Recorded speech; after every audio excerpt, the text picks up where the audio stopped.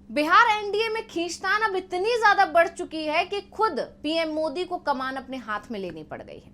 JP Nadda से बात नहीं बनी तो अब मोदी बिहार आएंगे और गठबंधन सहयोगियों को साधने की कोशिश करेंगे। इस बात की चर्चा ने जोर पकड़ा और जैसा कि कहा जा रहा था, पीएम मोदी बिहार पहुंच रहे हैं। हालांकि मोदी को भी इसमें सफलता मिलेगी या नहीं मिलेगी ये तो आने वाला समय बताएगा, लेकिन नड्डा से नीतीश ने जिस तरह दूरी बनाई उससे एक बात जरूर साफ हो गई है कि नड्डा का दबदबा अब पार्टी और गठबंधन दोनों के अंदर कम हो गया है। न पार्टी के लोग उन्हें कुछ मानने को तैयार हैं और न ही गठबंधन के सहयोगी।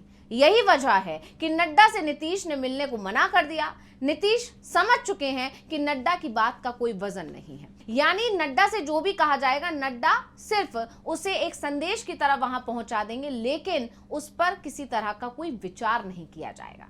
तो आखिर क्यों नड्डा से नहीं मिले नीतीश और क्या मोदी थाम पाएंगे एनडीए में मची इस खींचतान को? इसी पर हम अपनी स्पेशल रिपोर्ट में करेंगे चर्चा। नमस्कार, मैं हूं अंशिता। बिहार एनडीए से बीजेपी आलाकमान की पकड़ ढीली होती जा रही है। चुनाव नजदीक है, कभी भी चुनाव आयोग तारीखों का ऐलान कर सकता है और उससे पहले सहयोगियों ने आंख दिखाना शुरू कर दिया। यानी जैसे जैसे तारीख के ऐलान का समय नजदीक आ रहा है, सहयोगी अब दबाव बनाने लगे हैं। आलम यह है कि सहयोगियों को साधने का जिम्मा जब नड्डा को सौंपा गया, जो कि बीजेपी के अध्यक्ष हैं, तो सहयोगियों ने बात करना तो दूर, नड्डा से मिलने तक से मना कर दिया। ऐसे में जब जेपी नड्डा खाली हाथ बिहार से दिल्ली लौटे तो खुद मोदी ने अपने हाथ में सभी को साधने की जिम्मेदारी ले ली, क्योंकि और कोई चारा भी नहीं है। लेकिन नड्डा के इस तरह लौटने ने चर्चाओं का बाजार भी गरमा दिया है कि मामला अब ज्यादा बिगड़ गया है, नड्डा से संभलने वाला बिल्कुल नहीं। और इसके साथ ही यानी जैसे ही नड्डा बिहार में चीजों को बिना संभाले बिना सुलझाए जब वापस दिल्ली लौटे तो इसके साथ ही तेजस्वी यादव के बयान की चर्चा होने लगी। चर्चा जोरों से होने लगी कह सकते हैं, जिसमें उन्होंने नड्डा को बहुत बड़ा नेता मानने से इनकार कर दिया था। क्या कुछ बोले थे तेजस्वी जब मीडिया ने उनसे नड्डा के दौरे को लेकर सवाल किया था? सुनिए। जेपी नड्डा जी बताए कि अब तक भाजपा का राष्ट्रीय अध्यक्ष कब तय होगा? देरी क्यों हो रही है? अरे बिना गाली दिए हुए आरजेडी को, लालू जी को, हम लोगों को, इन लोगों का बाजार थोड़ी चलने वाला है। अब बिहार के 1% लोग भी जेपी नड्डा को नहीं जानते। चलो तो तेजस्वी यादव ने साफ साफ कह दिया था कि नड्डा कौन है, उन्हें कौन जानता है। अब तेजस्वी यादव के इस बयान पर बिहार के मुख्यमंत्री और एनडीए में सहयोगी नीतीश कुमार ने भी मोहर लगा दी, जब उन्होंने नड्डा से मुलाकात ही नहीं की।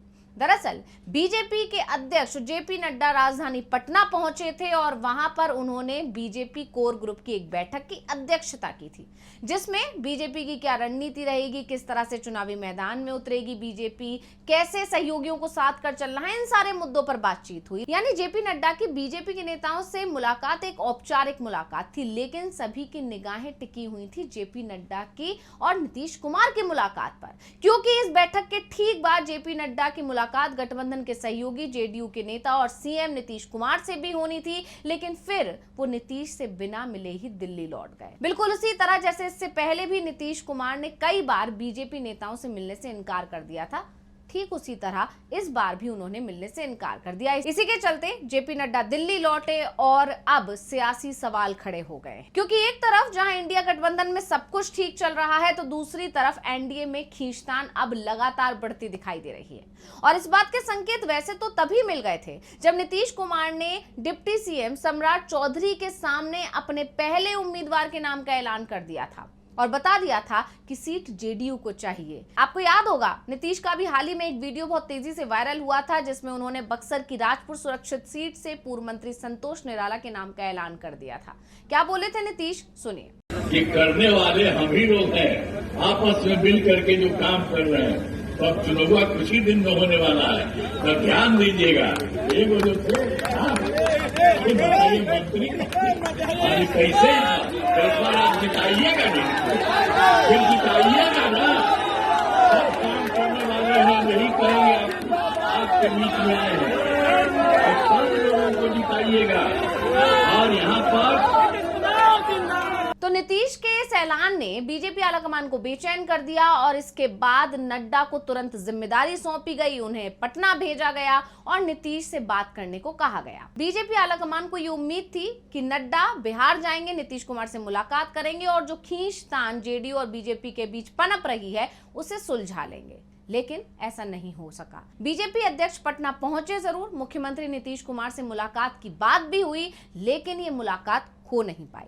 हालांकि इसको लेकर खबरें जब उठने लगी, जब सियासी हलकों में चर्चा का बाजार गर्मा गया, तो ये कहा गया कि नीतीश की तबीयत ठीक नहीं थी, इस कारण ये मुलाकात टल गई। लेकिन नीतीश को करीब से जानने वालों का मानना है कि नीतीश जब जब बीमार पड़ते हैं तो उस समय वो कोई बड़ा प्लान बनाने की कोशिश करते हैं, तो वो उस वक्त कोई बड़ा फैसला लेने वाले होते हैं। बीमारी के नाम पर वो अपने साथी से दूरी बनाते हैं और अचानक कोई बड़ा ऐलान करके सभी को चौंका देते हैं। पहले भी जब जब उन्होंने पाला बदला है तब भी यही पैतरा अपनाया है। इसीलिए जैसे ही खबर आई कि नीतीश कुमार बीमार हैं, उनकी तबीयत ठीक नहीं है और इसी के चलते वो नड्डा से नहीं मिल रहे हैं, तो सभी के कान खड़े हो गए हैं। क्योंकि यहाँ ध्यान देने वाली बात यह भी है कि 10 सितंबर के बाद से नीतीश किसी सार्वजनिक कार्यक्रम में शामिल नहीं हुए हैं, और इससे पहले जब वो आखिरी बार किसी कार्यक्रम में शामिल हुए थे तो उन्होंने सम्राट चौधरी के सामने एक सीट पर उम्मीदवार के नाम का ऐलान कर दिया था। ऐसे में जेपी नड्डा जब उनसे बिना मुलाकात के ही पटना से दिल्ली रवाना हो गए तो बीजेपी आलाकमान की अब टेंशन बढ़ गई है,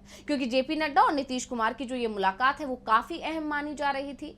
निर्वाचन आयोग बिहार विधानसभा चुनाव की तारीखों की घोषणा अक्टूबर की शुरुआत में कर सकता है, आप सभी जानते हैं। ऐसे में सीट शेयरिंग के मुद्दे पर एनडीए में समन्वय बिठाने के लिए ये जेपी नड्डा और नीतीश कुमार की बैठक जरूरी थी, लेकिन नीतीश ने साफ कह दिया कि वो अब नड्डा से कोई बात नहीं करेंगे, और नड्डा ने ये बात जब आलाकमान को पहुंचाई तो अब मोदी खुद बिहार आ रहे हैं और शायद नीतीश से बातचीत करने की कोशिश भी करेंगे। अब नीतीश बात करेंगे या नहीं करेंगे ये तो मोदी के बिहार आने के बाद पता चल ही जाएगा। तो अहम बात यह है कि एनडीए में सीट शेयरिंग के मुद्दे पर अभी तक कोई आखिरी फैसला नहीं हो पाया है। बीजेपी और जेडीयू लगभग बराबर सीटों पर लड़ने की प्लानिंग कर रहे हैं, लेकिन फिर भी नीतीश कुमार की जेडीयू बीजेपी से कुछ सीटें ज्यादा चाहती है, भले ही वो ज्यादा का आंकड़ा कम से कम एक ही क्यों ना हो। इसी तरह एनडीए में शामिल जो दूसरे दल हैं, चाहे वो चिराग पासवान के एलजेपी-आर हो या जीतन राम मांझी की हम हो, ये सभी भी सम्मानजनक सीटों की मांग कर रहे हैं। और इस बीच मोदी कैबिनेट में एमएसएमई मंत्री जीतन राम मांझी ने अब विधानसभा चुनावों में सीटों की संख्या पर बड़ी बात कह डाली है। क्या कुछ बोले जीतन राम मांझी, सुनिए। हमने तो सुना नहीं है, और अगर मान लीजिए कि हमको हिंदुस्तानी अवाम मोर्चा सेकुलर अधिकृत अगर करता है तो हम जरूर फैसला लेंगे। और ये फैसला में हमारा एक ही चीज़ है कि हम चाहते हैं कि हमारा हिंदुस्तानी अवाम मोर्चा सेकुलर हर हालत में मान्यता प्राप्त कर ले। अब मान्यता प्राप्त करने के लिए हमको 8 सीट विधानसभा में चाहिए या 6% वोट चाहिए टोटल वोट पोल का। तो दो परिस्थिति है कि अगर 8 सीट लाने के लिए कम से कम हमको 15, 16 से 20 सीट मिले तभी ना आ सकते हैं। सब सीट हम जीत जाएंगे सो बात तो है नहीं। तो अगर 60% स्कोरिंग सीट माना जाएगा तो भी अगर कहा जाएगा तो 15 सीट की बात आती है। 15 सीट हमको मिलेगा तो हम 8 सीट जीत जाएंगे। तो एक क्राइटेरिया है, और नहीं तो फिर हम भी 50 या 100 सीट पर लड़ेंगे। हर जगह हमारा 10,000, 15,000 हमारा वोटर्स है, जीत करके 6% हम वोट ले आएंगे, हम मान्यता प्राप्त कर लेंगे। तो चूँकि 10 वर्ष हमारा पार्टी का हो गया, अब हम निबंधित पार्टी रहने में अपने को अपमानित समझते हैं। इसलिए इस बार करो या मरो का हम लोग का ये मुद्दा है। तो जीतन राम मांझी ने अल्टीमेटम दे दिया है बीजेपी आलाकमान को कि अगर आप हमें हमारे मन मुताबिक सीटें नहीं देंगे, हमारे मन मुताबिक सीटों की संख्या नहीं देंगे, तो हम 100 सीटों पर चुनाव लड़ेंगे। इससे पहले चिराग पासवान 243 सीटों पर चुनाव लड़ने की बात कर रहे हैं। वहीं उपेंद्र कुशवाहा की भी अगर बात की जाए तो वो भी लगातार अल्टीमेटम दे रहे हैं, चेतावनी दे रहे हैं, और ये साफ कह रहे हैं कि अगर कुशवाहा नाराज हो गए तो एनडीए की मुश्किल बढ़ जाएगी। यानी कहा जा सकता है कि एनडीए में खींचतान मची हुई है, एनडीए में कुछ भी ठीक चल नहीं रहा है, और अब पीएम मोदी बिहार पहुंच रहे हैं। देखना होगा कि वो इस खींचतान को संभाल पाते हैं या नहीं। तो स्पेशल रिपोर्ट आपको कैसी लगी, मैं कमेंट करके अपनी राय जरूर दीजिएगा। इसी के साथ मुझे दीजिए इजाजत। देखते रहिए DV लाइव। नमस्कार।